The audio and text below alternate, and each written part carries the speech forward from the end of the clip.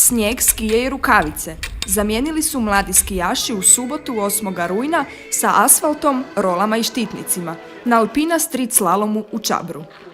Naša ekipa je posjetila trening skijaša koji su došli iz cijele Hrvatske. To je prva godina zvaničnog slaloma, ali mi smo počeli sa treninzima u Alpina Street slalomu prošle godine u 5. mjesecu i tako nadomješćujemo nedostatak zimskih treninga, budući da u nas u Gorskim kotarima sve manje i manje snijega, nažalost.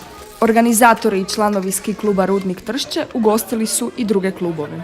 Ove godine su se nam odazvali ski klub Medveščak iz Zagreba, ski klub Jaska. Inline slalom, kako je inače stručni naziv ovakve vrste slaloma, prema riječima trenera, u mnogo čemu se podudara, ali i razlikuje od onoga na snijegu.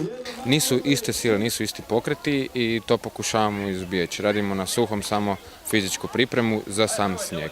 Sama podloga je ovdje rola, odnosno sam bi rekao alat je rola, a na snijegu je skija i to je bitna razlika, najbitnija. Pozicija tijela naspram padine, znači sam carving zavoj se dobro može oponašati na rolama, znači udaranje palica. Definitivno je zanimljivo za klince i sigurno može zamijeniti barem jednim dijelom skije. Članovi ski kluba Rudnik žele da ovaj sportski događaj potakne mlade sportaše da se uključe u programe njihovog kluba.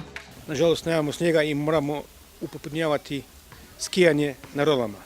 Evo možda i apel Gorskom kotaru, napravite nam stazu zasnježenu da možemo skijati. Znači, osnovno nam je skijanje i čim više djece na snijegu, jer gorani su skijaši.